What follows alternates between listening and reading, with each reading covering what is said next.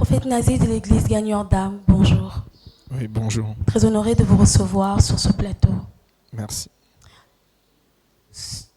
Jésus-Christ est le thème de ce marathon de prière.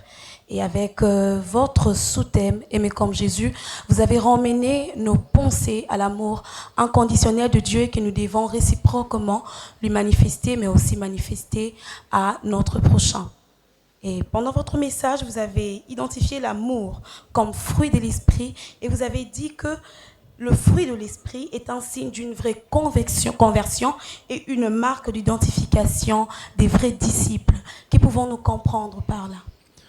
La Bible dit que à ceux-ci, tous connaîtront que vous êtes réellement mes disciples. Et la Bible continue à dire que vous les reconnaîtrez par leurs fruits. Donc l'amour étant un fruit de l'esprit, et Jésus disant que lorsque nous aimons, nous nous aimons les uns les autres, nous aimons notre prochain, cela démontre que nous sommes réellement disciples de Jésus et enfants de Dieu. Donc nous en tant que chrétiens, nous devons plus nous focaliser sur porter du fruit, parce que Jésus dit que si vous portez, vous êtes des disciples. Donc nous devons beaucoup marteler sur le fruit de l'esprit, et notamment aujourd'hui nous allons parler de l'amour. Merci pasteur. La confusion des dons spirituels au fruit de l'esprit est très constatée à l'Église. Quelle est donc la différence entre les deux? Le don spirituel, c'est quelque chose que vous ne méritez pas. C'est quelque chose que Dieu vous le donne gratuitement. Mais le fruit de l'esprit, c'est une chose que vous devez travailler dessus, au travers du brisement notamment. Parce que pour être capable d'aimer son ennemi, aimer quelqu'un qui ne vous aime pas, aimer votre prochain, il faut être une personne qui a été brisée, qui a été façonnée et qui s'est réellement convertie. Donc le don, c'est quelque chose que Dieu vous donne gratuitement, mais le fruit de l'esprit, vous devez travailler dessus pour en porter. Merci pasteur. Vous avez également émis une pensée très capitale, disant que aimer comme Jésus-Christ, c'est avoir un amour sacrificiel. Qu'est-ce que cela veut dire exactement?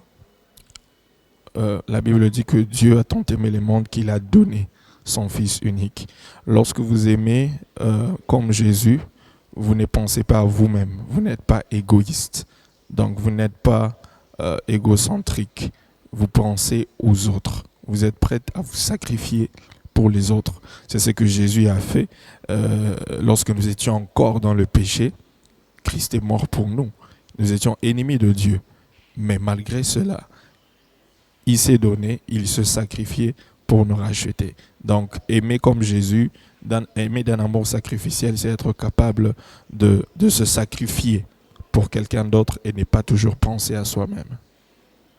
Oui, en parlant de l'amour de Jésus-Christ, vous avez dit que aimer Jésus-Christ, c'est avoir un amour total pour Dieu.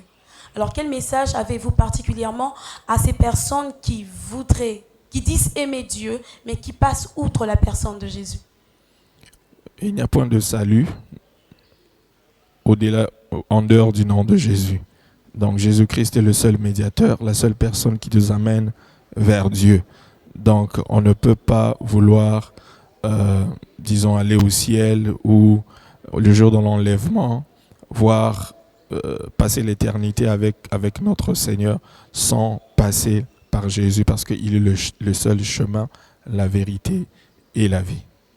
Merci pasteur pour cet échange. Merci beaucoup. Ce marathon de prière continue et le Seigneur ne cesse de nous bénir du jour au lendemain avec des hommes de Dieu merveilleux et de messages puissants et édifiants.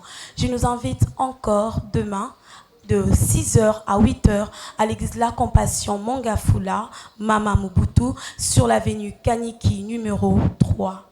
Venons nombreux. Merci.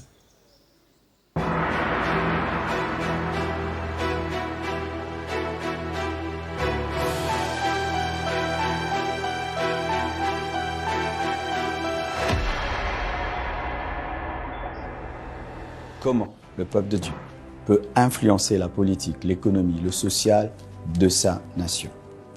Je crois pour ma part que l'Église doit tout d'abord apporter l'Évangile afin d'amener un réveil spirituel.